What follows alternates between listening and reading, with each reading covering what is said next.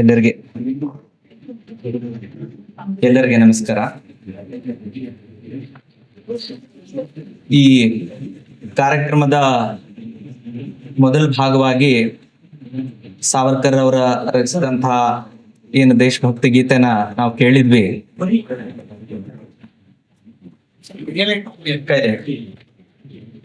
ಏನ್ ಕೇಳಿದ್ವಿ? ಈ ಪುಸ್ತಕ ಇವತ್ತು ಕರ್ನಾಟಕದಲ್ಲಿ ಕನ್ನಡ ಭಾಷೆಯಲ್ಲಿ ಏನ್ ಪ್ರಕಟ ಆಗ್ತಾ ಇದೆ, ಈ ತರದ ಪುಸ್ತಕ ಈ 1948 ಬ್ರಾಹ್ಮಣರ ನರಮೇಧ ಏನಾಯ್ತಲ್ಲ, ಅದರದ್ದು ಒಂದು ಅಥೆಂಟಿಕ್ ಮೊದಲನೇ ಪುಸ್ತಕ ಇದು. ಇಷ್ಟು ವರ್ಷ ಬೇಕಾಯ್ತಾ ಅಂದ್ರೆ 78 ವರ್ಷದ ನಂತರ ಸ್ವತಂತ್ರ ಭಾರತದಲ್ಲಿ ಈ ಪುಸ್ತಕ ಈಗ ಬಿಡುಗಡೆ ಆಗ್ತಾ ಇದೆ ಅಂತಂದ್ರೆ ನೋಡಿ ಪರಿಸ್ಥಿತಿ ಹೇಗಿದೆ ಅಂತ. ಇದು ಯಾಕೆ ಹೇಳ್ತಾ ಇದ್ದೀನಿ ಅಂತಂದ್ರೆ, ಫ್ರೀಡಮ್ ಆಫ್ ಎಕ್ಸ್ಪ್ರೆಷನ್, ಮಾಧ್ಯಮ ಸ್ವಾತಂತ್ರ್ಯ, ಇದ್ರ ಬಗ್ಗೆ ಎಲ್ಲ ತುಂಬಾ ಚರ್ಚೆ ಬರ್ತಾನೆ ಇರುತ್ತೆ. ವೀರ್ ಸಾವರ್ಕರ್ ಅವರ ಹಾಡನ್ನ ನಾವು ಕೇಳಿದ್ವಿ, ನಮಗೆ ಗೊತ್ತಿರಬಹುದು ಹೆಚ್ಚಿನ ಜನರಿಗೆ, ಆದ್ರೂ ಇನ್ನೊಮ್ಮೆ ನೆನಪಿಸ್ಕೊಳ್ಳೋಣ. ಹೃದಯನಾಥ್ ಮಂಗೇಶ್ಕರ್ ಅವರು ಅಂದ್ರೆ ಲತಾ ಮಂಗೇಶ್ಕರ್ ಅವರ ಸಹೋದರರು, AIR ಆಲ್ ಇಂಡಿಯಾ ರೇಡಿಯೋನಲ್ಲಿ ಇದ್ದಂಥವ್ರು. ಅವರು ವೀರ್ ಸಾವರ್ಕರ್ ಅವರ ಒಂದು ಹಾಡನ್ನ AIR ನಲ್ಲಿ ಬಿತ್ತರಿಸಿದ್ರು ಅನ್ನೋ ಕಾರಣಕ್ಕೆ ಈ ತುಂಬಾ ಡೆಮೋಕ್ರೆಟಿಕ್ ಪ್ರಿನ್ಸಿಪಲ್ಸ್ ಇದನ್ನೆಲ್ಲ ಎತ್ತಿ ಹಿಡಿತಾ ಇದ್ದಂತಹ ಪಂಡಿತ್ ನೆಹರು ಅವರ ಆಡಳಿತದಲ್ಲಿ ಅವರನ್ನ AIR ನಿಂದ ಕಿತ್ತಾಕ್ಲಾಗುತ್ತೆ ವಿತಿನ್ 8 days. ಅಂದ್ರೆ ನೀವು ಲೆಕ್ಕ ಹಾಕಿ, ಫ್ರೀಡಮ್ ಆಫ್ ಎಕ್ಸ್ಪ್ರೆಷನ್ ಸ್ವತಂತ್ರ ಭಾರತದಲ್ಲಿ ಹೇಗೆ ಶುರು ಆಯ್ತು ಅನ್ನೋದು. ಅಂದ್ರೆ ಈಗ ನೋಡಿ, 78 ವರ್ಷ ಕನ್ನಡದಲ್ಲಿ ಮೊದಲ ಬಾರಿಗೆ ಈ ಪುಸ್ತಕ ಈಗ ಬಿಡುಗಡೆ ಆಗ್ತಾ ಇದೆ. ಇದ್ರ ಬಗ್ಗೆ ನಮ್ಮ ಎಲ್ಲ ಇಡೀ ಬೇರೆಯವರೆಲ್ಲ ಬ್ರಾಹ್ಮಣ ಸಮಾಜಕ್ಕೂ ಅರಿವಿಲ್ಲ. ಆಮೇಲೆ ನಾನು ಕಾನೂನಿನ ವಿದ್ಯಾರ್ಥಿ ಆಗಿರೋದಕ್ಕೆ ಇದನ್ನ ಹೇಳ್ತಾ ಇದ್ದೀನಿ. ನಮ್ಮ ಸಂವಿಧಾನದ ಮೊದಲನೇ ಅಮೆಂಡ್ಮೆಂಟ್, ಫಸ್ಟ್ ಅಮೆಂಡ್ಮೆಂಟ್ ಅಂತ ಏನಾಯ್ತು, ಅದು ಫ್ರೀಡಮ್ ಆಫ್ ಎಕ್ಸ್ಪ್ರೆಷನ್ ಗೆ ಏನೇನ್ ರಿಸ್ಟ್ರಿಕ್ಷನ್ಸ್ ಹಾಕಬೇಕು ಅನ್ನೋದು ನೆಹರು ಅವರು ತಂದಂತಹ ಮೊದಲನೇ ಅಮೆಂಡ್ಮೆಂಟ್ ಸಂವಿಧಾನಕ್ಕೆ. ಅದೇ ಅಮೆರಿಕನ್ ಕಾನ್ಸ್ಟಿಟ್ಯೂಷನ್ ಫಸ್ಟ್ ಅಮೆಂಡ್ಮೆಂಟ್ ಏನ್ ಗೊತ್ತಾ? ಅಮೆರಿಕನ್ ಕಾನ್ಸ್ಟಿಟ್ಯೂಷನ್ ಅಲ್ಲಿ ಫ್ರೀಡಮ್ ಆಫ್ ಎಕ್ಸ್ಪ್ರೆಷನ್ ಬಗ್ಗೆ ಪ್ರಸ್ತಾಪ ಇರಲಿಲ್ಲ. ಅದನ್ನ ರಚಿಸಿದಾಗ ಅದರ first amendment freedom of expression absolute ಆಗಿ ಇರಬೇಕು ಅನ್ನೋದು ಅಮೆರಿಕನ್ ಕಾನ್ಸ್ಟಿಟ್ಯೂಷನ್ ಇನ ಫಸ್ಟ್ ಅಮೆಂಡ್ಮೆಂಟ್. ಅದು 18ನೇ ಶತಮಾನದಲ್ಲಿ. 20ನೇ ಶತಮಾನದಲ್ಲಿ ಭಾರತದಲ್ಲಿ ಫಸ್ಟ್ ಅಮೆಂಡ್ಮೆಂಟ್ ಆಗಿದ್ದು ಇದನ್ನ ಹೇಗೆ ಮೊಟಕುಗೊಳಿಸಬೇಕು ಅಂತ. ಅಂದ್ರೆ ಈ ಡೆಮೋಕ್ರೆಟಿಕ್ ಪ್ರಿನ್ಸಿಪಲ್ಸ್ ಚಾಂಪಿಯನ್ ಎಷ್ಟು ದೊಡ್ಡ ಚಾಂಪಿಯನ್ ಅಂತ ನಮಗ್ ಗೊತ್ತಾಗುತ್ತೆ. ಈಗ ಇನ್ನೂ ಒಂದು ವಿಚಾರ, ಪುಸ್ತಕದ ಪರಿಚಯ ಮಾಡಿಕೊಡ್ಬೇಕು ಅಂತ. ನಾವೆಲ್ಲ ಪುಸ್ತಕ ಓದ್ಬೇಕು. ಇಡೀ ಪುಸ್ತಕದಲ್ಲಿ ಏನೇನಿದೆ ಅಂತ ಎಲ್ಲ ನಾನೇ ಹೇಳ್ಬಿಟ್ರೆ ಪುಸ್ತಕದ ಸ್ವಾರಸ್ಯ ಉಳಿಯೋಲ್ಲ. ಆದ್ರೆ ಪುಸ್ತಕದಲ್ಲಿ ಏನಿದೆ ಅಂತ ಸೂಚ್ಯವಾಗಿ ಹೇಳ್ಬೇಕು. ಆದ್ರೆ ಅದರ ಜೊತೆಗೆ in what historical context all those things transpire, ಅಂದ್ರೆ ಏನೇನ್ ಆಯ್ತು ಆ ಒಂದು ಹಿಸ್ಟಾರಿಕಲ್ ಕಾಂಟೆಕ್ಸ್ಟ್ ನಾವು ನೋಡ್ಬೇಕು. ಆ ಪೂರ್ವ ಪೀಠಿಕೆ ಇಟ್ಕೊಳ್ಳದೆ ನಾವ್ ಇದನ್ನ ಓದ್ಲಿಕ್ಕೆ ಸಾಧ್ಯ ಇಲ್ಲ. ಆ ಪೂರ್ವ ಪೀಠಿಕೆ ಏನಿತ್ತು, ಆ ಸಂದರ್ಭ ಏನಿತ್ತು ಅಂತ ನಾವು ನೋಡೋಣ. ಇದು ಗೋಡ್ಸೆ ಗಾಂಧಿಯವರನ್ನ ಕೊಂದ್ರು, ಅದಕ್ಕೆ ತಕ್ಷಣ ಸಿಟ್ಟೆದ್ದು ಅದನ್ನ ಬ್ರಾಹ್ಮಣನ ನರಮೇಧ ಆಯ್ತು ಅನ್ನೋದು ಒಂದು simplistic explanation. But truth is not as simple as this. ನಾವು ಗಮನಿಸ್ಬೇಕು ಏನಾಗಿತ್ತು. ಭಾರತದಲ್ಲಿ ಭಾರತದ ವಿಭಜನೆ ಆಗಿತ್ತು. ಅಖಂಡ ಭಾರತ ತುಂಡು ತುಂಡಾಗಿ ಹೋಗಿತ್ತು. ಅಂದ್ರೆ ಗಾಂಧಿಯವರ ಹತ್ಯೆಗಿಂತ ಮುಂಚೆ 1947ರಲ್ಲಿ ಭಾರತದ ವಿಭಜನೆ ಆಯ್ತು. ಭಾರತದ ವಿಭಜನೆ ಆದಾಗ ಆದಂತಹ ಏನು ಪಾಪ್ಯುಲೇಷನ್ ಮೈಗ್ರೇಷನ್ ಅನ್ಬಾರ್ದು, ಎಕ್ಸೋಡಸ್ ಅಂತ ಹೇಳ್ಬೇಕು. ಅಂದ್ರೆ ಆವಾಗ್ಲೂ ಒಂದು ದೊಡ್ಡ ನರಮೇಧ ನಡೀತು. ಆ ಸಂದರ್ಭದಲ್ಲಿ ಅಂದ್ರೆ ನಾವ್ ಇವತ್ತೇನು ಪಾಕಿಸ್ತಾನ ಅಂತೀವಿ, ಈ ಕಡೆ ಈಸ್ಟ್ ಬೆಂಗಾಲ್ ಅಂದ್ರೆ ಇವತ್ತು ಬಾಂಗ್ಲಾದೇಶ, ಈ ತರದ ಎಲ್ಲ ಜಾಗಗಳಲ್ಲಿ ಹಿಂದೂಗಳ ಮಾರಣ ಹೋಮ ನಡೀತು. ಹಿಂದೂಗಳ ಮಾರಣ ಹೋಮ ನಡೆದಾಗ ಪ್ರಧಾನ ಮಂತ್ರಿ ನೆಹರೂರವರಿದ್ರು. ಯಾರು ಯಾಕೆ ಅವರನ್ನ ಪ್ರಶ್ನೆ ಕೇಳಲಿಲ್ಲ? ಅಂಡರ್ ಯೋರ್ ವಾಚ್ ಇಷ್ಟೆಲ್ಲ ಆಯ್ತು, ನಿಂದ ಡೆರಿಲೆಕ್ಷನ್ ಆಫ್ ಡ್ಯೂಟಿ ಅಲ್ವಾ, ನೀನ್ ಇನ್ನೂ ಅಲ್ಲೇ ಯಾಕೆ ಕೂತಿದ್ಯಾ ಅಂತ ಯಾಕೆ ಕೇಳಲಿಲ್ಲ? ನೋಡಿ, ಜನ ಕೇಳಿದ್ರು, ಆದ್ರೆ ಅದು ಕೇಳ್ತಿದ್ದಾರೆ ಅನ್ನೋದೂನು ಅವ್ರಿಗೆ ಗೊತ್ತಾಗ್ತಿತ್ತು. ಆದ್ರೆ ಅದನ್ನ ಎಲ್ಲ ಕೇಳೋದನ್ನ ಆಂಪ್ಲಿಫೈ ಮಾಡೋದಕ್ಕೆ ಎಲ್ಲ ಮೀಡಿಯಾ ಮೇಲೆ ಬ್ರಿಟಿಷ್ ಕಾಲದ ರೆಸ್ಟ್ರಿಕ್ಷನ್ಸೇ ಇದ್ವು. ಆದ್ರಿಂದ ಅಷ್ಟು ದೊಡ್ಡ ಅಂದ್ರೆ ಲಕ್ಷಾಂತರ ಜನ ಮನೆ ಮಠ ಕಳ್ಕೊಂಡ್ರು, ಪ್ರಾಣ ಹತ್ಯೆ ಆಯ್ತು, ಎಲ್ಲ ಅತ್ಯಾಚಾರಗಳು ನಡೆದು, ಇಷ್ಟೆಲ್ಲ ಆದಾಗ್ಲೂ this gentleman rally presided over our country. ಈ ತರ ಪರಿಸ್ಥಿತಿ ನೋಡಿ. ಅವತ್ತಿನ ದಿವಸ ಜನಮಾನಸದಲ್ಲಿ ಕಾಂಗ್ರೆಸ್ಸಿನ ಬಗ್ಗೆ ಯಾರಿಗೂ ಅಂತ ಒಲವು ಉಳಿಲಿಲ್ಲ. ಅಂತ ಒಂದು ಲೋ ಪರಿಸ್ಥಿತಿ. ಮತ್ತೆ ಎಲ್ಲ ಕಡೆ ಈ ಪಾರ್ಟಿಷನ್ ಆದಾಗ ಇದನ್ನೆಲ್ಲ ಅಂದ್ರೆ ಎಷ್ಟೆಷ್ಟಾಗುತ್ತೋ ಜನರಿಗೆ ಸಹಾಯ ಮಾಡುವಂಥದ್ದು, ಅನುಕೂಲ ಮಾಡಿಕೊಡುವಂಥದ್ದು, ಅಡ್ಮಿನಿಸ್ಟ್ರೇಷನ್ ಹ್ಯಾಡ್ ಟೋಟಲಿ ಕೊಲ್ಯಾಪ್ಸ್ಡ್. ಅದನ್ನ ಸಂಘ ಸಂಸ್ಥೆಗಳು ಮಾಡ್ತಾ ಶುರು ಮಾಡಿದ್ವು. ಇದ್ರೊಳಗೆ ರಾಷ್ಟ್ರೀಯ ಸ್ವಯಂ ಸೇವಕ ಸಂಘ ಈ ಎಲ್ಲ ಫ್ರಾಂಟಿಯರ್ ಏರಿಯಾಸ್ ನಲ್ಲಿ ಸಿಕ್ಕಾಪಟ್ಟೆ ಕೆಲಸ ಮಾಡಿ ನನಗೆ ಹಿರಿಯರು ಹೇಳ್ತಾ ಇದ್ರು, ನಾನೇ ಕಿವಿಯಾರೆ ಕೇಳಿಸ್ಕೊಂಡಿದ್ದೀನಿ. ಆವಾಗ ಈ ಪಾರ್ಟಿಷನ್ ಇದ್ರ ಸಮಯದಲ್ಲೆಲ್ಲ ನಮಗೆಲ್ಲ ಗೊತ್ತು, ಸಂಘದ ಶಾಖೆನಲ್ಲಿ 15, 20, 25 ಹುಡುಗರು ಬಂದು ಆಟ ಆಡಿ ಇದನ್ನೆಲ್ಲ ಯಾವಾಗ್ಲಿದ್ದಾನು ಅಷ್ಟೇ ಇರುತ್ತೆ. ಇಲ್ಲ ಅಂತಲ್ಲ, ಶಾಖೆಗಳ ಸಂಖ್ಯೆ ಹೆಚ್ಚಾಗ್ಬೇಕು, ಶಾಖೆಗೆ ಬರೋರ ಸಂಖ್ಯೆ ಹೆಚ್ಚಾಗ್ಬೇಕು. ಆದ್ರೆ ಜನರಲ್ಲಿ ಇಷ್ಟಿರುತ್ತೆ.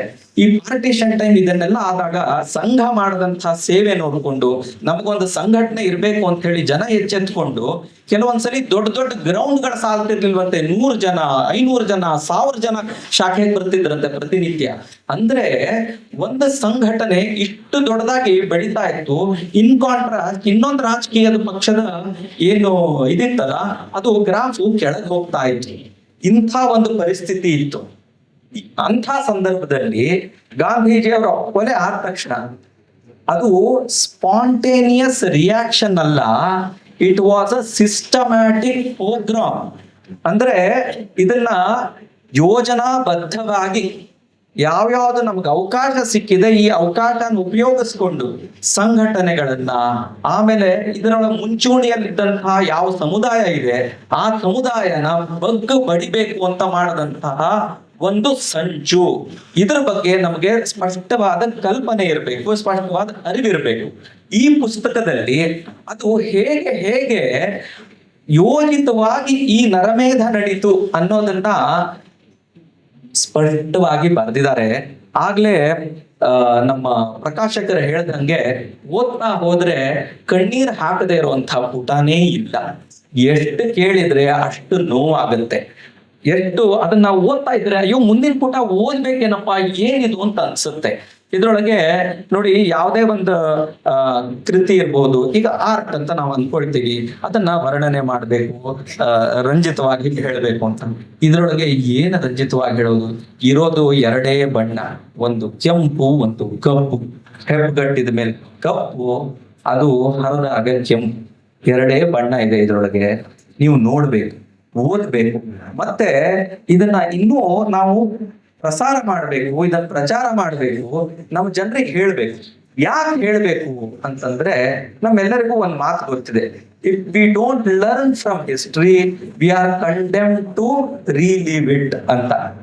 ಈಗ 1948ರ ನರಮೇಧ ಏನ್ ನಡೀತಲ್ಲ, ಈಗ ಅದರೊಳಗೆ ಒಂದು ಸಮುದಾಯನ, ಒಂದು ಪಂಗಡನ ಟಾರ್ಗೆಟ್ ಮಾಡಿ ಅದರೊಳಗೆ ಅವ್ರನ್ನ ಅಂದ್ರೆ ಮನೆ ಮಠ ಬೆಂಕಿ ಇಡೋದಿರಬಹುದು, ಹೆಣ್ಮಕ್ಳ ಮೇಲೆ ಅತ್ಯಾಚಾರ ಮಾಡುವಂಥದ್ದಿರಬಹುದು, ಆಮೇಲೆ ಪ್ರಾಣ ತೆಗೆಯುವಂಥದ್ದಿರ್ಬೋದು, ಹುಡುಕಿ ಹುಡುಕಿ ಹುಡುಕಿ ಅಂದ್ರೆ ಅಲ್ಲಿ ಬ್ಲಾಕ್ ಲೆವೆಲ್ ತನಕ ಏನು ಒಂದು ಪಕ್ಷದ ಕಾರ್ಯಕರ್ತರು ಮುಖಂಡರು ಇದ್ರಲ್ಲ, ಯೋಜನೆ ಮಾಡಿ ಜನರನ್ನ ಕರೆದು ಇಷ್ಟು ಜನರನ್ನ ಸೇರಿಸ್ಬೇಕು, ನಾಳೆ ಇಂಥ ಕಡೆಗೆ ಹೋಗ್ಬೇಕು, ಇಂಥ ಮನೆಗಳನ್ನ ಟಾರ್ಗೆಟ್ ಮಾಡ್ಬೇಕು, ಬೆಂಕಿ ಹಚ್ಚಬೇಕು ಅಂತ.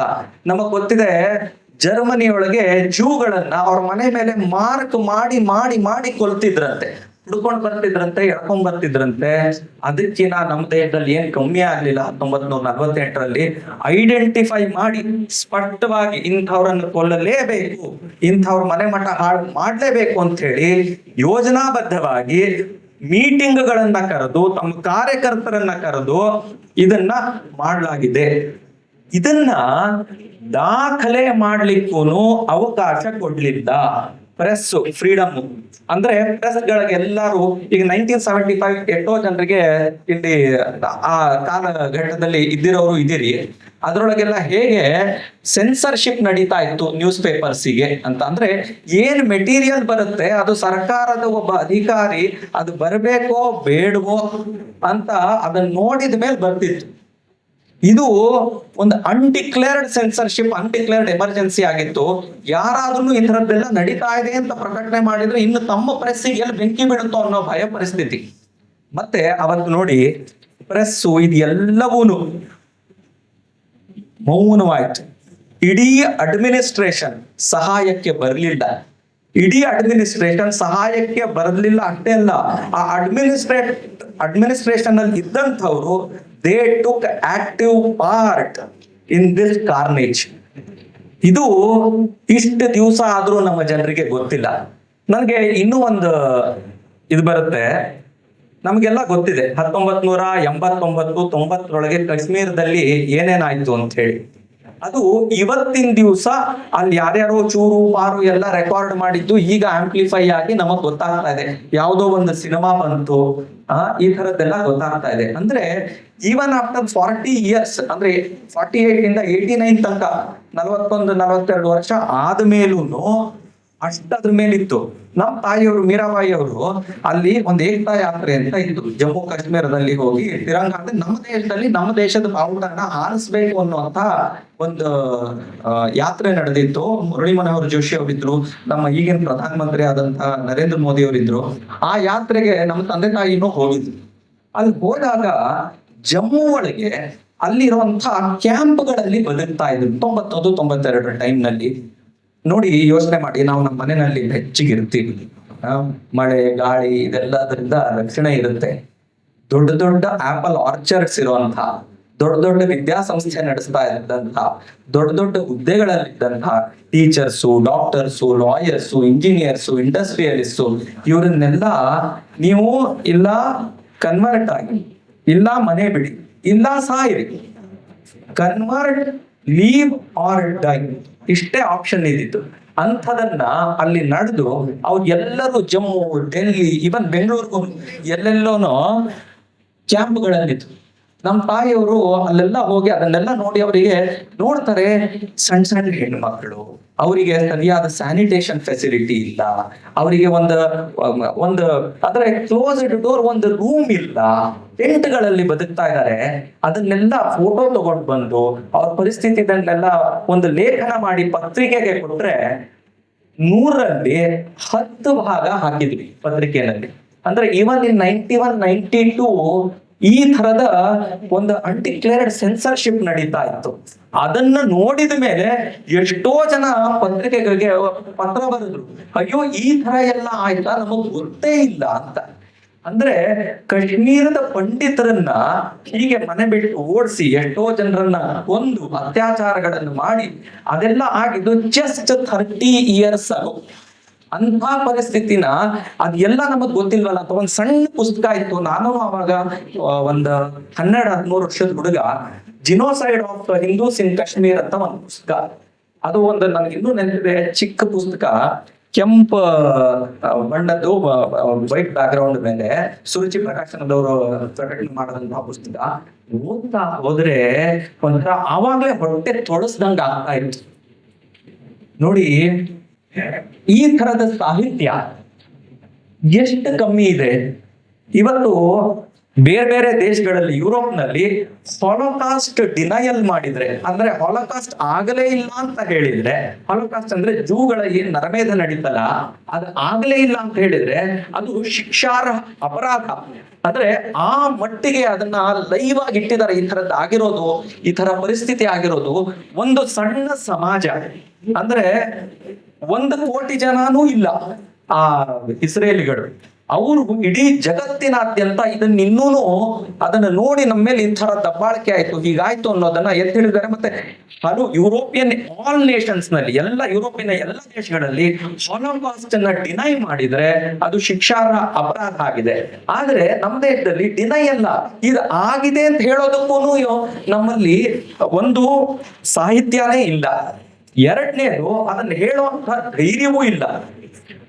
ವಿಜಯ ವಿಷ್ಣು ಭಟ್ ಡೋಂಗ್ರೆ ಅವರು ಈ ಪುಸ್ತಕ ಏನು ಬರ್ದಿದಾರಲ್ಲ, ಅವ್ರಿಗೆ 80 ವರ್ಷ. ಅವರು ಈ ಒಂದು ಸಾಹಸ ಮಾಡಿದ್ದಾರೆ, ಇದೊಂದು ದೊಡ್ಡ ಕೆಲಸ ಕೈ ಹಾಕಿದ್ದಾರೆ. ಮತ್ತೆ ಈ ಇಳಿ ವಯಸ್ಸಿನಲ್ಲಿ ಹತ್ತಾರು ಜನರನ್ನ ಭೇಟಿ ಆಗೋದು, ಅವ್ರದ್ದೆಲ್ಲ ಡೀಟೇಲ್ಸ್ ತಗೊಳ್ಳುವಂಥದ್ದು, ಮಾಹಿತಿನ ಕಲೆ ಹಾಕುವಂಥದ್ದು, ಈ ತರದ್ದೆಲ್ಲ ಮಾಡೋದು ಸುಲಭದ ಕೆಲಸ ಅಲ್ಲ. ಯಂಗ್ ಜನರೇಷನ್ ಆದಂತಹ ನಮಗೆ ಏನೇನೆಲ್ಲ ಫೆಸಿಲಿಟಿ ಅನುಕೂಲಗಳು ಇರುತ್ತವೆ, ಆದ್ರೆ ಇನ್ ದಿ ಓಲ್ಡ್ ಫ್ಯಾಷನ್ಡ್ ವೇ ಅವರು ಜನರ ಅಂಡ್ ಮೋಸ್ಟ್ ರಿಲಯಬಲ್ ವೇ ಅವರು ಜನರನ್ನ ತಾವೇ ಖುದ್ದಾಗಿ ಮಾತಾಡಿಸಿ ಅವರ ಅನುಭವಗಳನ್ನ ಕೇಳಿಕೊಂಡು ಅದನ್ನ ದಾಖಲೆ ಮಾಡಿ ಈ ಪುಸ್ತಕದಲ್ಲಿ ಬರೆದಿಟ್ಟಿದ್ದಾರೆ. ನಾವು ಅದನ್ನೆಲ್ಲ ನೋಡ್ಬೇಕು, ಓದ್ಬೇಕು. ಆಮೇಲೆ ಈಗ ಇದಕ್ಕೆ ಒಂದು ನೆನಪು ಬರುತ್ತೆ. ಭೈರಪ್ಪನವರು ಸಾರ್ಥ ಬರೆದಾಗ ಗಣೇಶ್ ಅವರು ಇಲ್ಲೇ ಇದ್ದಾರೆ, ಅವ್ರನ್ನ ಕೇಳಿದ್ರಂತೆ, ಏನ್ ಸರ್ ಹೀಗೆಲ್ಲ ಬರೆದಿದ್ದೀರಿ, ಆವರಣ ಸಾರ್ಥ ಅಲ್ಲ ಆವರಣ ಬರೆದಾಗ ಈ ತರದ್ದೆಲ್ಲ ಬರ್ದಿದ್ದೀರಿ, ಜೀವಕ್ಕೆ ಬೆದರಿಕೆ ಆಗಲ್ವಾ, ಈ ತರದ್ದೆಲ್ಲ ತೊಂದರೆ ಆಗಲ್ವಾ ಅಂತ. ಆವಾಗ ಭೈರಪ್ಪನವ್ರು ಹೇಳಿದ್ರಂತೆ, ಈ ವಯಸ್ಸಿನಲ್ಲೂ ನಾನು ಇದನ್ನ ಬರೀದೇ ಇದ್ರೆ ಇನ್ ಯಾವಾಗ ಬರೆಯೋದಪ್ಪ ಅಂತ. ಅಂದ್ರೆ ಈಗ ಲೆಕ್ಕ ಹಾಕಿ ಅಷ್ಟು ವರ್ಷದ ಏನು ಸಾಹಿತ್ಯ ಕೃಷಿ ಮಾಡಿದ್ರು, ಇದನ್ನೆಲ್ಲ ಮಾಡಿದ್ರು, ಆಮೇಲೆ ಅವ್ರು ಅದನ್ನ ಬರೆದ್ರು. ಆ ಆವರಣದ ಏನು ಪಬ್ಲಿಸಿಟಿ, ಅದರದ ಏನು ಜನ ತಗೊಂಡು ಓದಿದ್ರು, ಅದನ್ನ ಅವ್ರು ಬರಿಬೇಕಾದ್ರೆ ಅಷ್ಟು ವರ್ಷದ ಪಕ್ವ ಜೀವನಾನುಭವ, ಸಾಹಿತ್ಯ ಕೃಷಿ ಮತ್ತೆ ಆ ಧೈರ್ಯ ಇಷ್ಟು ಬೇಕಲ್ಲ. ಇವತ್ತು ವಿಜಯ ವಿಷ್ಣು ಭಟ್ ಅವರು ಅಂತ ಒಂದು ಮೇಲು ಸಾಧನೆ ಮಾಡಿದ್ದಾರೆ ಅಂತ ನಾನು ಹೇಳಕ್ ಇಷ್ಟಪಡ್ತೀನಿ. ಮತ್ತೆ ಅವರ ತಂದೆ ಕೃಷ್ಣ ಪಟ್ವರ್ಧನ್ ಅವರು ಒಂದು ಟಾಯ್ ಫ್ಯಾಕ್ಟ್ರಿ ಪೂನಾದಲ್ಲಿ ಇಟ್ಟಿದ್ರು, 100 ಜನರಿಗೆ ಕೆಲಸ ಕೊಟ್ಟಿದ್ದು. ಮತ್ತೆ ಕೆಲಸ ಕೊಡ್ಬೇಕಾದ್ರೆ ಇದು ಯಾವ ಜಾತಿ ಯಾರು ಕೇಳ್ಕೊಡ್ತಾರೆ, ಒಬ್ಬ ಇಂಡಸ್ಟ್ರಿಯಲಿಸ್ಟ್, ಒಬ್ಬ ಆಂಟರ್ಪ್ರಿನರಿಗೆ ಎಫಿಷಿಯಂಟ್ ಯಾರು ಅನ್ನೋದು ಅಷ್ಟೇ ಮುಖ್ಯ ಆಗುತ್ತೆ ಹೊರತು ಯಾವ ಜಾತಿ ಮುಖ್ಯ ಆಗೋದಿಲ್ಲ. ಎಲ್ಲರನ್ನೂ ಸೇರಿಸ್ಕೊಂಡು ಈ ಉದ್ಯಮ ನಡೆಸ್ತಾ ಇದ್ರು. ಈ ನರಮೇಧ ಆದ ಟೈಮ್ನಲ್ಲಿ ಅವರು ಹಸುಗೂಸು, ಅವರ ತಂದೆ ಅವ್ರ ಇಡೀ ಫ್ಯಾಕ್ಟ್ರಿನ ಸುಟ್ಟು, ಅವ್ರ ಇಡೀ ಜೀವನದ ಏನು ಬಂಡವಾಳ ಅವ್ರು ಮಾಡಿದಂತಹ ಕ್ರಮ ಎಲ್ಲ ಅಗ್ನಿಗೆ ಆಹುತಿ ಆಗೋಯ್ತು. ರಾತ್ರಿ ಗಂಟು ಮೂಟೆ ಕಟ್ಕೊಂಡು ಅವರು ಮಂಗಳೂರು ಕಡೆಗೆ ಬರ್ತಾರೆ. ಒಬ್ರು ಸಂತ್ರಸ್ತೆ ಇವರು, ಈ ಎಲ್ಲ ನರಮೇಧದ್ದು ಅವರ ಒಡಲಿನ ಆಳದಲ್ಲಿದ್ದಂಥ ಆ ಏನು ಬೆಂಕಿ ಇದೆಯಲ್ಲ, ಅದು ಈ ಪುಸ್ತಕದಲ್ಲಿ ಮೂಡಿ ಬಂದಿದೆ. ಅದನ್ನ ನಾವು ಕಾಣ್ಬೇಕು, ಅದನ್ನ ನಾವು ಓದ್ಬೇಕು, ಅದನ್ನ ಇನ್ನೂ 10 ಜನಕ್ಕೆ ಹೇಳ್ಬೇಕು. ಒಂದೊಂದು ಘಟನೆನೂ ಇದನ್ನ ನಾವು ನೋಡಿದ್ರೆ ಅದರೊಳಗಿರೋದು ಒಂಥರ ಹೊಟ್ಟೆ ಒಂಥರ ತೊಳಸುತ್ತೆ. ನೋಡಿ, ಯಾರೋ ಒಬ್ರು ಪುರೋಹಿತರು, ಆಗ್ಲೇ ಪ್ರಕಾಶಕರು ಹೇಳಿದ್ರು, ಒಬ್ರು ಪುರೋಹಿತರು ಎಲ್ಲಿಂದಾನೋ ನಮ್ಮೂರ ದೇವಸ್ಥಾನಕ್ಕೆ ಪೌರೋಹಿತ್ಯ ಮಾಡಿ ಬನ್ನಿ, ಯಾರು ಇಲ್ಲ ಅಂತ ಹೇಳಿ ಕರೆಸ್ಕೊಂಡು ಇದ್ದಂತ ಪುರೋಹಿತರು. ಒಂದು ಶಾಲೆ, ಆ ಶಾಲೆಯೊಳಗೆ ಮಕ್ಕಳಿಗೆ ಪಾಠ ಹೇಳಿ ಬನ್ನಿ ಅಂತ ಇನ್ಯಾವುದೋ ಊರಲ್ಲಿದ್ದಂಥವ್ರನ್ನ ಕರ್ಕೊಂಡ್ ಬಂದಿದ್ರು. ಈ ತರದ ಎಲ್ಲ ಪರಿವಾರಗಳನ್ನ, ಒಂದೊಂದು ಊರಿನಲ್ಲಿ ಒಂದೊಂದು ಪರಿವಾರ ಇದ್ದಂಥವ್ರನ್ನ, ಮತ್ತೆ ಊರಿಗೋಸ್ಕರ ಪುರಕ್ಕೆ ಹಿತ ಮಾಡ್ತಾ ಇದ್ದಂಥವ್ರನ್ನ, ಶಿಕ್ಷಕರನ್ನ, ಇಂಥವ್ರ ಮನೆಗಳನ್ನು ಹುಡುಕಿ ಯಾವ ಕಾರಣ ಅಂದ್ರೆ ಒಂದು ಹತ್ಯೆ ಆಯ್ತು, ಅಹಿಂಸಾವಾದಿಯ ಹತ್ಯೆ ಆಯ್ತು. ಆ ಅಹಿಂಸಾವಾದಿಯ ಹತ್ಯೆಗೆ ಹಿಂಸೆಯ ಪ್ರತೀಕಾರ ಆಯ್ತು. ಅಂದ್ರೆ ನಾವ್ ಏನ್ ನೋಡ್ಬೇಕು ಅಂತಂದ್ರೆ, ಈ ಧೋರಣೆಗಳಿದೆಯಲ್ಲ, ಅಹಿಂಸೆಯಿಂದ ನಮಗೆ ಸ್ವಾತಂತ್ರ್ಯ ಬಂತು ಅದು ಇದು ಅಂತೆಲ್ಲ, ಇದು ಎಷ್ಟು ಸೂಪರ್ಫಿಷಿಯಲ್ ಮತ್ತೆ ಎಷ್ಟು ಫ್ಲಿಮ್ಸಿ ಅಂಡ್ ಇಂಪ್ರಾಕ್ಟಿಕಲ್ ಇದೆ ಅನ್ನೋದು ನಮಗ್ ಗೊತ್ತಿರ್ಬೇಕು. ಇದು ಸಾಮಾನ್ಯವಾಗಿ ಅಹಿಂಸೆ, ಸತ್ಯ, ಕ್ರೋಧ ಇದೆಲ್ಲ ಕರೆಕ್ಟ್, ಆದ್ರೆ ಯಾವ ಪರಿಸ್ಥಿತಿಯಲ್ಲಿ ಅಂತ ನೋಡಿರ್ಬೇಕು. ಮತ್ತೆ ನಾವು ಎಚ್ಚೆತ್ಕೊಂಡಿರ್ಬೇಕು. ಮಾನವನಲ್ಲಿ ಯಾವ ರೀತಿ ಪಾಶವಿ ಸ್ವಭಾವ ಇರುತ್ತೆ ಅನ್ನೋದು ನಾವ್ ಯಾವತ್ತೂ ಅಲ್ಲಗಡಿಬಾರ್ದು, ಅದನ್ನ ವೈಟ್ ವಾಶ್ ಮಾಡಬಾರ್ದು. ಮತ್ತೆ ಈಗ ನೋಡಿ, ಅವತ್ತಿನ ದಿವಸ ಗಾಂಧಿ ಅವರು ಹೇಳಿದ್ರು, ಏನು ಸ್ವಾತಂತ್ರ್ಯ ಬಂದ ತಕ್ಷಣನೇ ಕಾಂಗ್ರೆಸ್ನ ಡಿಸ್ಬ್ಯಾಂಡ್ ಮಾಡ್ಬಿಡ್ಬೇಕು, ಅವರು ಕಾಂಗ್ರೆಸ್ನ ಡಿಸ್ಬ್ಯಾಂಡ್ ಮಾಡ್ಬೇಕು ಅಂತ, ಇನ್ನೊಬ್ರು ಮಿಲಿಟರಿನೇ ಡಿಸ್ಬ್ಯಾಂಡ್ ಮಾಡ್ಬೇಕು ಅಂತಂದ್ರು. ಇದೆಲ್ಲ ಹೇಳಿದ್ರು. ಯಾವ್ದಾದ್ರು ಆಗತ್ತಾ? ಅದೂ ಆಗ್ಲಿಲ್ಲ, ಇದಾಗ್ಲಿಲ್ಲ. ಒಂದ್ ಆಗ್ಬೇಕಾಗಿತ್ತು, ಒಂದ್ ಆಗ್ಬಾರ್ದಾಗಿತ್ತು, ಎರಡೂ ಆಗ್ಲಿಲ್ಲ, ಅದು ಬೇರೆ ವಿಷಯ. ಆದ್ರೆ ಆ ಸಂಘಟನೆಯನ್ನ ಡಿಸ್ಬ್ಯಾಂಡ್ ಮಾಡ್ಬೇಕು ಅಂತ ಹೇಳಿದವರು ಸತ್ರು ಅನ್ನೋದಕ್ಕೆ ಈ ಎಲ್ಲ ಅಹಿಂಸಾವಾದಿಗಳ ಅನುಯಾಯಿಗಳು ಯಾರಿದಾರಲ್ಲ ಅವರು ಈ ನರಮೇಧಾನ ನಡೆಸಿದ್ರು. ಈ ನರಮೇಧಾನ ನಡೆಸಿದಾಗ ಯೋಚನೆ ಮಾಡಿ, ಯಾರೋ ಸ್ಟುಡಿಯೋ ಇಟ್ಟಿದ್ರು, ಯಾರೋ ಏನಂದ್ರೆ ಪ್ರೆಸ್ ಇಟ್ಟಿದ್ರು, ಯಾರೋ ಒಳ್ಳೆ ಡಾಕ್ಟರ್ ಇದ್ರು, ಜನರಿಗೆ ಔಷಧಿ ಕೊಡ್ತಾ ಇದ್ದಂತಹ ಡಾಕ್ಟರ್ನ ಎಳ್ಕೊಂಡ್ಬಂದು ತಲೆ ಕೊಡೋದು, ಅವ್ರ ರಕ್ತ ಸಿಕ್ತರಾಗಿ ಅವ್ರ ಮನೆ ಮಠ ಎಲ್ಲ ದೋಚಿ ಬೆಂಕಿಗಿಟ್ಟು ಏನ್ ಪರಿಸ್ಥಿತಿ. ಇನ್ನೊಂದು ಅದೇನ ಆ ಟೀಚರ್ದು ಇದನ್ನ ಕೇಳ್ತಿದ್ವಲ್ಲ, ಅದ್ರೊಳಗೆ ತಾಯಿನ ಒಳಗಡೆ ಹಾಕಿ ಸುಡುತ್ತಾರೆ, ಹೆಂಡತಿ ಅತ್ಯಾಚಾರಕ್ಕೆ ಒಳಗಾಗ್ತಾರೆ, ಮಗಳು 7-8 ವರ್ಷದ ಮಗಳನ್ನ ಇನ್ನೆಲ್ಲೋ ಕರ್ಕೊಂಡು ಹೋಗಿ ಅತ್ಯಾಚಾರ ಮಾಡ್ತಾರೆ. ಇವರು ಕೊನೆಗೆ ಉಳಿದವರು ಆ ಮಗಳು ಈ ಶಿಕ್ಷಕ, ಇವರು ಹೇಗೋ ಜೀವ ಉಳಿಸ್ಕೊಂಡು ಬಂದು ಬದುಕ್ತಾರೆ. ನೋಡಿ, ಈಗ ಅದು ಒಂದು ಘಟನೆ ಅಲ್ಲ, ಅದರಿಂದ ಆಗುವಂತಹ ಪರಿಣಾಮಗಳು ಏನೇನಾದವು ಅಂತ. ಆ ಒಂದು ಕುಟುಂಬಕ್ಕೆ ಏನಾಯ್ತು, ಆ ಜನರಿಗೆ ಏನಾಯ್ತು, ಆ ಸಮಾಜಕ್ಕೆ ಏನಾಯ್ತು ನಮಗ್ ಗೊತ್ತಿದೆ. ಎಲ್ಲೆಲ್ಲಿ ಇದು ಕಾನ್ಸಂಟ್ರೇಟ್ ಆಗಿ ನಡೀತು ಅಂತ ನಾವು ನೋಡೋಣ. ಬಾಂಬೆ, ನಾಗ್ಪುರ ಆದಂತಹ ಕಾಸ್ಮೋಪಾಲಿಟನ್ ಏರಿಯಾಗಳಲ್ಲೂ ಒಂದಿಷ್ಟು ನಡೀತು. ಆದ್ರೆ ಮುಖ್ಯವಾಗಿ ಪೂನಾ, ಅದ್ರ ಕೆಳಗೆ ಸಾತಾರ, ಕೊಲ್ಹಾಪುರ, ಮೀರಜ್, ಸಾಂಗ್ಲಿ, ಈ ಕಡೆ ಜಮಖಂಡಿ, ಅಥಣಿ, ಬೆಳಗಾಂ, ಈ ಏರಿಯಾಗಳಲ್ಲಿ ಇದು ಕಾನ್ಸಂಟ್ರೇಟೆಡ್ ಆಗಿ ನಡೀತು.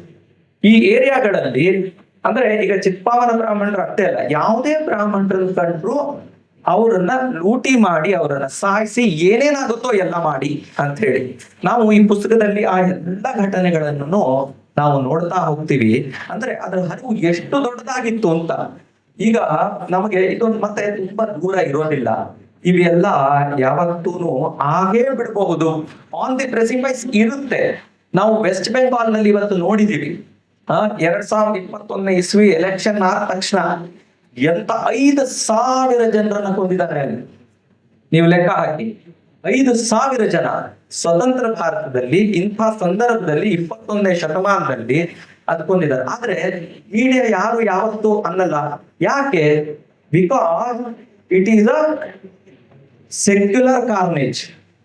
ಯಾಕೆ ಅಂದ್ರೆ ಅದರೊಳಗೆ ಸತ್ತವರು ಹಿಂದೂಗಳು, ಅದರೊಳಗೆ ಹಾಗೇನೆ ಇದ್ರೊಳಗೆ ಸತ್ತಂತವರು ಬ್ರಾಹ್ಮಣರು. ಅದಕ್ಕೆ ಇದು ಯಾವ್ದು, this is all not to be taken on record at all. ಈ ತರದ ಪರಿಸ್ಥಿತಿ ಒಂದು ಅವ್ಯಕ್ತವಾಗಿ ಇವತ್ತು ನಮ್ಮ ಪ್ರೆಸ್ ನಲ್ಲಿ ಇರ್ಬೋದು. ಅಂದ್ರೆ ಈಗ ನೋಡಿ, ಇಲ್ಲೂ ಇಷ್ಟೆಲ್ಲ ದೊಡ್ಡದಾಯ್ತಾ, ಅಲ್ಲೊಂಚೂರು ಆಯ್ತು, ಅದಾಗ್ಲಿಲ್ವಾ, ಎರಡಕ್ಕೂ ಸರಿ ಅಂತ ಮಾಡೋದಕ್ಕೆ ಹೋಗುವಂಥದ್ದು. ಈ ತರದೆಲ್ಲ ಮಂಕಿ ಬ್ಯಾಲೆನ್ಸಿಂಗ್ ಬಿಸ್ನೆಸ್ ಇವತ್ತೂ ನಡೆಯುತ್ತೆ ನಮ್ಮ ದೇಶದಲ್ಲಿ. ಮತ್ತೆ ನಾವು ಎಚ್ಚೆತ್ತುಕೊಳ್ಳದೆ ಇದ್ರೆ ಇದು ನಮ್ಮ ಮನೆ ಬುಡಕ್ಕೆ ಬರುತ್ತೆ. ಯಾಕೆ ಅನ್ನೋದನ್ನು ಹೇಳ್ತೀನಿ. ಇವತ್ತು ಪ್ರತಿಯೊಂದು ಸರ್ಕಾರಿ ಟೆಕ್ಸ್ಟ್ ಬುಕ್ಗಳಲ್ಲಿ ಒಂದು ಕಮ್ಯುನಿಟಿನ ಟಾರ್ಗೆಟ್ ಮಾಡಿ ಡೈರೆಕ್ಟ್ ಆಗಿ ಪರೋಕ್ಷವಾಗಿ ಕವಿತೆಗಳಿದಾವೆ, ಚಾಪ್ಟರ್ಸ್ ಇದಾವೆ. ನಾನೇ ನೋಡಿದ್ದೀನಿ, ನನ್ನ ಮಕ್ಕಳು ಶಾಲೆನಲ್ಲಿ ಏನು ಅಂತಲ್ಲ, ಆ ಪುಸ್ತಕ ಪಠ್ಯಕ್ರಮದಲ್ಲಿ ಇವೆಲ್ಲವೂ ಇದಾವೆ. ನಾವು ಅನ್ಕೊಳ್ಬಹುದು ಏನು ಇದಿಲ್ಲ ಅಂತ. ಅಂದ್ರೆ ಪ್ರತಿಯೊಂದು ಭಾರತದ ಮುಂದಿನ ಪ್ರಜೆ ಆಗುವಂತವನ ತಲೆಯೊಳಗೆ ವಿಷ ಬೀಜ ಇವತ್ತು ಬಿತ್ತಲಾಗ್ತಾ ಇದೆ ನಮ್ಮ ಸಮಾಜದ ವಿರುದ್ಧ. ಇವತ್ತು ಸನಾತನ ಧರ್ಮ ಎರಾಡಿಕೇಟ್ ಮಾಡ್ತೀವಿ ಅನ್ನೋರು ಅಸೆಂಬ್ಲಿನಲ್ಲಿ ಹೇಳ್ತಾರೆ, ಪಬ್ಲಿಕ್ ಪ್ರೋಗ್ರಾಮ್ ಅಲ್ಲಿ ಹೇಳ್ತಾರೆ. ಇದನ್ನ ತಪ್ಪು ಅಂತ ಹೇಳಿದ್ರೆ ಅದನ್ನ ಹೇಳುವಂತ ಏನ್ ಪ್ರಯತ್ನ ಮಾಡ್ತಾ ಇದ್ದಾರೆ, ಅದಕ್ಕೆ ಎಷ್ಟು ಇದು ಸಿಗುತ್ತೋ ಅದಕ್ಕಿಂತ ಸಿಕ್ಕಾಪಟ್ಟೆ ಜಾಸ್ತಿ ಅದನ್ನ ಎರಾಡಿಕೇಟ್ ಮಾಡ್ತೀವಿ. ಅಂದ್ರೆ ಇವತ್ತಿನ ನಮ್ಮ ಪರಿಸ್ಥಿತಿ ಹೇಗಿದೆ ಅನ್ನೋದು ನಾವು ಎಚ್ಚೆತ್ಕೊಂಡಿರ್ಬೇಕು. ಇಲ್ಲದೆ ಇದ್ರೆ ನಮ್ಗೆ ಇನ್ನೊಂದ್ ದಿವಸ ನಮ್ಗೆ ಇದೇ ಪರಿಸ್ಥಿತಿ ಬರುತ್ತೆ. ಡೆಮೋಗ್ರಫೀಸ್ ಡೆಸ್ಟಿನಿ ಅನ್ನೋದು ನಮಗ್ ಗೊತ್ತಿರ್ಬೇಕು. ಫಾರ್ಚುನೇಟ್ಲಿ ಇವಾಗ ಡೆಮೋಗ್ರಫಿಕ್ಸ್ ಎಲ್ಲ ಹೇಗಾಗಿದೆ, ಏನಾಗಿದೆ, ಇನ್ಬ್ಯಾಲೆನ್ಸ್ ಆಗಿದೆ ಅನ್ನೋದ್ರ ಬಗ್ಗೆ ಒಂದು ಕಮಿಟಿ ಅಂತ ಮಾಡ್ತಾ ಇದ್ದಾರೆ. It is too late but still it is okay, ಈಗ ಆದ್ರೂ ಮಾಡ್ಲೇಬೇಕು. ಮತ್ತೆ ಇನ್ನೊಂದು ನೋಡಿ, ಒಂದು ಸಮಾಜನ, ಒಂದು ಕಮ್ಯುನಿಟಿನ ಇಷ್ಟು ಡೆಮೊನೈಸ್ ಮಾಡಿದ್ಮೇಲೆ, ಇಷ್ಟು ಡೆಮೊನೈಸ್ ಮಾಡಿದ್ದಕ್ಕೆ any act of violence against that community does not merely become justifiable, it becomes a sacred duty ಅಂತ ಆಗ್ಬಿಡುತ್ತೆ. ಅಂದ್ರೆ ಒಂದು ಗುಂಪು, ಒಂದು ಸಮಾಜ ಇದನ್ನ ಅವರು ತಪ್ಪು, ಇವ್ರ ಅಸ್ತಿತ್ವನೇ ತಪ್ಪಿದೆ, ಇವರು ಒಂದು ಕೆಟ್ಟ ಪರಂಪರೆ ನಮ್ಮ ಮೇಲೆ ಹೇರ್ಬಿಟ್ಟಿದ್ದಾರೆ ಅಂತೆಲ್ಲ ಹೇಳಿ ಆ ಸಮಾಜನ ಅಷ್ಟು ತುಳಿದಾಗ ಅದ್ರ ಮೇಲೆ ಏನಾದ್ರೂ ವೈಲೆನ್ಸು ಆದ್ರೆ ಅದು ಹೌದಪ್ಪ ಇವ್ರು ಹಿಂಗ್ ಮಾಡಿದ್ರು ಅದಕ್ಕೆ ಹಿಂಗಾಯ್ತು ಅನ್ನೋದಲ್ಲ. ಅವ್ರಿಗೆ ಹಾಗೆ ಮಾಡ್ಬೇಕು, ಅದೇ ಸೇಕ್ರೆಡ್ ಡ್ಯೂಟಿ ಅಂತ ಅನ್ಸಕ್ ಶುರು ಆಗುತ್ತೆ ಜನಕ್ಕೆ. This is how psychology works. ಮತ್ ಇವತ್ತು ಕೂಡ ಈ ವಿಷ ಬೀಜನ ನಮ್ಮ ಮಕ್ಕಳಲ್ಲಿ ತುಂಬುತ್ತಾನೆ ಇದ್ದಾರೆ. ಇದ್ರ ಬಗ್ಗೆ ನಾವು ಎಚ್ಚರ ಇರಬೇಕು. ಎಲ್ಲೆಲ್ಲಾಗುತ್ತೋ ಇದಕ್ಕೆ ಪ್ರತಿರೋಧ ಒಡ್ಡಲೇಬೇಕು, ಗಮನಕ್ಕೆ ತರ್ತಾನೆ ಇರಬೇಕು, ನಾವು ಎಚ್ಚರವಾಗಿ ಇರಬೇಕು. ಆಮೇಲೆ ನೋಡಿ, ಇವತ್ತಿನ ದಿವಸ ಈಗ ಸಿಖ್ ನರಮೇಧ ಆಯ್ತು, ಪಂಡಿತರ ನರಮೇಧ ಆಯ್ತು, ಬ್ರಾಹ್ಮಣರ ನರಮೇಧ ಆಯ್ತು, ಬಂಗಾಳದಲ್ಲಿ ಹಿಂದೂಗಳ ನರಮೇಧ ಆಯ್ತು. ನಾವು ಎಷ್ಟು ಚರ್ಚೆ ಮಾಡ್ತೀವಿ ಈ ತರದ ಘಟನೆಗಳು. ಈಗ ಕಾಂಬೋಡಿಯಾದಲ್ಲಿ ಒಂದು ಇಲೈಟನ್ನೇ ತೆಗೆದು ಬಿಡಬೇಕು ಅಂತ ಈ ಪೋಲ್ ಪಾಟ್ ಏನಿದ್ನಲ್ಲ ಅವನು ಮಾಡ್ದ. ಅಂದ್ರೆ ತಿಳಿದವ್ರನ್ನ, ಓದಂಥವ್ರನ್ನ, ಬುದ್ಧಿವಂತರನ್ನ, ಸಮಾಜನ ಮುಂದೆ ನಡೆಸ್ತಾ ಇದ್ದಂಥವ್ರನ್ನ ಒಂದು ಇಡೀ ಎಲೈಟ್ ಅನ್ನ ತೆಗಿಬೇಕು. ಅಂದ್ರೆ ಇದು ಕಮ್ಯುನಿಸ್ಟ್ ಮಾನಸಿಕತೆ. ಅವನು ಕಮ್ಯುನಿಸ್ಟ್ ಡಿಕ್ಟೇಟರ್ ಆಗಿದ್ದ. ಇದರದ್ದು ಬೇರೆ ಬೇರೆ ರೂಪಗಳಲ್ಲಿ ಇವತ್ತು ನಮ್ಮ ಜನರೊಳಗೆ ಇದೇ ನಡೀತಾ ಇದೆ. ಇವತ್ತು ಪೆರಿಯಾರು ಬಹಳ ದೊಡ್ಡ ವ್ಯಕ್ತಿ. ಅಂದ್ರೆ ಹಿಂದೂ ದೇವಾನುದೇವತೆಗಳನ್ನೆಲ್ಲ ಮೂರ್ತಿಗಳನ್ನ ಒಡೆದು ಚಪ್ಪಲಿ ತುಳಿದು ಇವರನ್ನೆಲ್ಲ ಅಂದ್ರೆ ಈ ಸಮುದಾಯನೇ ನಾಶಪಡಿಸಬೇಕು ಅಂತ ಹೇಳಿದಂತ ಪೆರಿಯಾರು ಇವತ್ತು ಪೆರಿಯಾರ್ ಅಂತ ಅನ್ಬಾರ್ದು, ಪೆರಿಯಾರ್ ದೊಡ್ಡವನು ಅಂತ. ಈ ರಾಮಸ್ವಾಮಿ ನಾಯಕರ್ ಅಂಥವ್ರು ಇವತ್ತು ಜನರಿಗೆ ದೊಡ್ಡವರಾಗಿದ್ದಾರೆ. ಅವ್ರದ್ದು ಜಯಂತಿ ಮಾಡ್ತಾ ಇದ್ದಾರೆ. ಸಾವರ್ಕರ್ರು ತಾವು ತಮ್ಮ ಹಡಗಿನ ಬಾತ್ರೂಮ್ ಕಿಂಡಿಯಿಂದ ಎಗರಿ ಸಮುದ್ರದಲ್ಲಿ ಈಸ್ಕೊಂಡು ಏನಂತಾರೆ ಸ್ವಾತಂತ್ರ್ಯಕ್ಕೆ ಏನು ಹೋರಾಟ ಮಾಡಿದ್ರು. 2 ಜೀವಾವಧಿ ಶಿಕ್ಷೆ ಯಾರಿಗಿರುತ್ತೆ? ಅಂಥವ್ರನ್ನ ಇವತ್ತು ನಾವು ಆಡಿ ಹೊಗಳ್ತೀವಿ ಅಂತಂದ್ರೆ ಅದಕ್ಕೆ ತಗಾದೆ ತೆಗಿತಾರೆ. ಅಂದ್ರೆ ಪರಿಸ್ಥಿತಿ ಬಹಳ ಏನು ವ್ಯತ್ಯಾಸವಾಗಿಲ್ಲ. ಆದ್ರೆ ನಮ್ಮ ಒಂದು ಜವಾಬ್ದಾರಿ ಏನಿದೆ, ತಿಳ್ಕೊಂಡಿದೀವಿ, ನಾವು ಅರ್ಥಕೊಂಡಿದೀವಿ, ಓದಿದೀವಿ, ಒಂದು ಮುಂದಾಗಿದ್ದೀವಿ ಅನ್ನೋದು ಇದು ಒಂದು ದೊಡ್ಡ ಜವಾಬ್ದಾರಿ ಇದೆ. ನಾವು ಬರೀ ಗಿಲ್ಟು ಅಥವಾ ಏನಂತಾರೆ ಅಯ್ಯೋ ನಮ್ಗೆ ಹಿಂಗಾಗೋಯ್ತಲ್ಲ ಅಂತ ಬೇಜಾರಲ್ಲ. ಈಗ ನಮ್ದೊಂದು ಜವಾಬ್ದಾರಿ ಇದೆ. ನಾವ್ ಇದನ್ನ ಹೀಗಾಗಿದೆ ಅನ್ನೋದನ್ನ ಸ್ಪಷ್ಟವಾಗಿ ಹೇಳ್ಬೇಕು, ಧೈರ್ಯವಾಗಿ ಹೇಳ್ಬೇಕು. ಮತ್ತೆ ಈ ತರದ ಒಂದು ದಾಖಲೆನ ಏನು ಶ್ರೀಮತಿ ವಿಜಯ ಅವ್ರು ಮಾಡಿದ್ದಾರೆ, ಇದು ದೊಡ್ಡ ಸಾಧನೆ ಇದೆ. ಅದು ಮತ್ತೆ ಈ ಪ್ರಕಾಶಕರು ಇದನ್ನ ಹೊರತರ್ತಾ ಇರುವಂತದ್ದು ತುಂಬಾ ಕಷ್ಟ, ಅಷ್ಟು ಸುಲಭ ಇಲ್ಲ ಇದನ್ನೆಲ್ಲ ಪಬ್ಲಿಷ್ ಮಾಡುವಂಥದ್ದು. ಇದನ್ನೆಲ್ಲ ಅವ್ರು ಮಾಡ್ತಿರುವಂತಹ ಸಾಹಸಕ್ಕೆ ನಾನು ತಲೆ ಬಾಗಿಸ್ತೀನಿ. ಈ ಪುಸ್ತಕದಲ್ಲಿ ಇದರ ಜೊತೆಗೆ ಚಿತ್ಪಾವನ ಸಮಾಜ ಅಂದ್ರೆ ಯಾವುದು, ಅದು ಎಲ್ಲಿಂದ ಬಂತು, ಏನ್ ಕಥೆ, ಅದ್ರ ಬಗ್ಗೆನೂ ಒಂದು ಚಾಪ್ಟರ್ ಇದೆ. ಹಾಗೇನೆ ಈ ಸಮಾಜದ ಹಿರಿಯರು ಯಾರ್ಯಾರಿದ್ದಾರೆ, ಏನೇನ್ ಸಾಧಕರಿದ್ದಾರೆ, ಸ್ವಾತಂತ್ರ್ಯ ಹೋರಾಟಗಾರರು ಯಾರ್ಯಾರಿದ್ದಾರೆ, ಇದ್ರ ಬಗ್ಗೆನೂ ಎಲ್ಲ ಇದೆ. ಅಂದ್ರೆ ಒಂದು ಸಮಾಜ ಸ್ವಾತಂತ್ರ್ಯ ಹೋರಾಟದಲ್ಲಿ ಮುಂಚೂಣಿಯಲ್ಲಿದ್ದಂತಹ ಸಮಾಜ. ನಾನಾ ಸಾಹೇಬ ಇರ್ಬೋದು 1857, ನಾನಾ ಸಾಹೇಬ, ಝಾನ್ಸಿ ರಾಣಿ ಲಕ್ಷ್ಮೀಬಾಯಿ, ತಾತ್ಯಾ ಟೋಪೆ, ವಾಸುದೇವ್ ಬಲವಂತ್ ಫಡ್ಕೆ, ಚಾಪೇಕರ್ ಬಂಧುಗಳು, ಸಾವರ್ಕರ್, ಲೋಕಮಾನ್ಯ ತಿಳಕರು, ರಾನಡೆ, ಗೋಖಲೆ, ಅಂದ್ರೆ ಇಷ್ಟೆಲ್ಲ ಸ್ವಾತಂತ್ರ್ಯಕ್ಕೆ ಹೊಡೆದಾಡದಂತ ಒಂದು ತಮ್ಮ ಚಾಪೇಕರ್ ಬಂಧುಗಳು ಎಷ್ಟು ಚಿಕ್ಕವರು, ಅವ್ರನ್ನೆಲ್ಲ ಗಲ್ಲಿಗೇರಿಸ್ತಾರೆ. ವಾಸುದೇವ್ ಬಲವಂತ್ ಫಡ್ಕೆಗೆ ಈಡನ್ನ ಕಳಿಸ್ಬಿಟ್ಟು ಅಲ್ಲಿ ಸಾಯೋ ಪರಿಸ್ಥಿತಿ ಬರುತ್ತೆ. ಸಾವರ್ಕರ್ಗೆ ಜೀವಾವಧಿ ಶಿಕ್ಷೆ. ಸಾವರ್ಕರ್ ತಮ್ಮನ್ನ ಈ ನರ್ಮೇಧದಲ್ಲಿ ಮನೆಯಿಂದ ಹೊರಗಡೆ ಎಳ್ಕೊಂಡ್ಬಂದು ಹೊಡೆದು ಸಾಯಿಸಿದ್ರಲ್ಲ. ಅಂದ್ರೆ ಸ್ವಾತಂತ್ರ್ಯಕ್ಕೋಸ್ಕರ ಜೀವ ಕೊಟ್ಟಂತ ವ್ಯಕ್ತಿಗಳನ್ನ, ಅಂಥ ಒಂದು ಪರಿವಾರನ, ಅಂಥ ಒಂದು ಸಮಾಜನ ನಮ್ಮದೇ ಜನ ಒಂದು ಚೂರು ಋಣಪ್ರಜ್ಞೆ ಇಲ್ಲದೆ ಈ ತರ ಒಂದು ಮಾಡ್ತಲ್ಲ, ಇದ್ರ ಬಗ್ಗೆ ಏನ್ ಹೇಳೋಣ. ಇಂಥ ಕಷ್ಟದ ಪರಿಸ್ಥಿತಿನಲ್ಲೂ ಸಮಾಜದ ಜನ ಮತ್ತೆ ಮುಂದೆ ಬಂದಿದ್ದಾರೆ, ಮತ್ತೆ ಎಚ್ಚೆತ್ಕೊಂಡಿದ್ದಾರೆ, ತಮ್ಮ ಒಳಗಿರೋ ಅಂತಃಸತ್ವನ ಮತ್ತೆ ಮುಂದಿಡ್ತಾ ಇದ್ದಾರೆ. ಇದು ಎಂದೂ ಬಗ್ಸಕ್ ಆಗದೆ ಇರುವಂತ ಒಂದು ಚೇತನ. ಇದನ್ನ ಯಾರು ತಡೆಯಕ್ ಆಗೋದಿಲ್ಲ. ನೋಡಿ ನನಗ್ ಗೊತ್ತಿದೆ, ಈಗ ಕರ್ನಾಟಕದ ಕಡೆಗೆ ಇದೆಲ್ಲ ಮೈಗ್ರೇಷನ್, ಚಿಲ್ಪಾವನ್ರು ಕೊಂಕಣಿಸ್ರದ್ದು ಯಾಕೆ ಬಂತು ಅಂತ ಆ, ಸಾಮಾನ್ಯವಾಗಿ ಅಲ್ಲಿದ್ದಂಥವ್ರೆಲ್ಲ ಸಮೃದ್ಧವಾಗಿರ್ತಲ್ಲ, ಆ ಟೈಮ್ನಲ್ಲಿ ಯಾಕೆ ಬಂತು ಅಂದ್ರೆ 17-18ನೇ ಶತಮಾನದಲ್ಲಿ. ಆವಾಗ್ಲೂ ನೀವು ನೋಡ್ಬೇಕು, ನಮಗೆಲ್ಲ ಒಂದು ಪ್ರಶ್ನೆ ಇರುತ್ತೆ, ಯಾಕೆ ಬಂದ್ರಪ್ಪ, ಎಲ್ಲ ಚೆನ್ನಾಗಿತ್ತಲ್ಲ ಆವಾಗ ಅಂತ. ನೋಡಿ ಆವಾಗ ಈ ಸಿದ್ದಿ ಜೌಹರ್ ಅಂತ ನಾವು ಕೇಳಿರ್ಬೋದು, ಜಂಜೀರಾ ಕೋಟೆನ ಅವ್ರು ಮುತ್ತಿಗೆ ಮಾಡಿ ಇದು ಮಾಡ್ತಾನೆ. ಆ ಸಿದ್ದಿಗಳು ಅಂದ್ರೆ ಸೈಯದ್ಸ್ ಅಂತ ಹೇಳಿ ಅಬಿಸೀನಿಯಾ ಕಡೆಯಿಂದ ಬಂದಂತಹ ಮೂಲದವರು, ಅಬಿಸೀನಿಯಾ ಅಬ್ಶಿ ಅಂತ ಕರೀತಿದ್ರಂತೆ ಅವ್ರನ್ನ ಅಲ್ಲಿ ಲೋಕಲ್ ಇದ್ರೊಳಗೆ ಮಹಾರಾಷ್ಟ್ರದಲ್ಲಿ. ಅವರು ಬಂದು ಆ ಕೊಂಕಣದಲ್ಲಿದ್ದಂತಹ ರತ್ನಾಗಿರಿ, ಶ್ರೀವರ್ಧನ್ ಈ ಎಲ್ಲಾ ಜಾಗಗಳಲ್ಲಿ ಹಿಂದೂ ದೇವಸ್ಥಾನಗಳನ್ನ ಒಡೆದು, ಮತ್ತೆ ಅವಾಗ ತಾನೇ ಶಿವಾಜಿ ಅವಸಾನ ಆಗಿತ್ತು, ಸಂಭಾಜಿದು ಅವಸಾನ ಆಗಿತ್ತು, ಒಂದು ಪೀರಿಯಡ್ ಆಫ್ ಫ್ಲಕ್ಸ್ ಇತ್ತು 1690ರಿಂದ.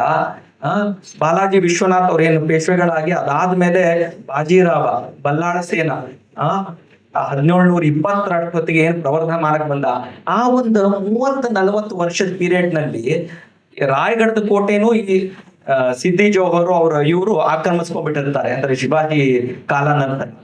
ಆ ಸಂದರ್ಭದಲ್ಲಿ ಎಷ್ಟೋ ಪರಿವಾರಗಳು ಮಂಗಳೂರು, ಈ ಕಡೆ ಧಾರವಾಡ, ಈ ಕಡೆ ಬೆಳಗಾಮು, ಈ ಕಡೆಗೆಲ್ಲ ವಲಸೆ ಬಂದ್ರು.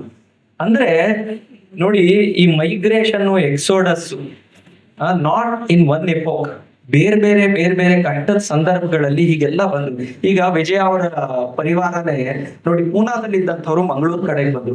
ಹೀಗೆ ಬೇರೆ ಪರಿಸ್ಥಿತಿಗಳಲ್ಲಿ ಇಂತಹ ಮೈಗ್ರೇಷನ್ ಆಗಿದೆ. ಮೈಗ್ರೇಷನ್ ಆಗೋದು ಇವತ್ತು it is not like a travel, it is not like a trip. ತಮ್ಗೆ ಎಲ್ಲಾ ಕಳ್ಕೊಂಡು ಏನೂ ಇಲ್ಲದೆ ಇದ್ದಂಗೆ ನಿರ್ಗತಿಕರಾಗಿ ಬರೋದಿದೆಯಲ್ಲ, ಅದು ಅನುಭವಿಸಿದವರಿಗೆ ಗೊತ್ತು.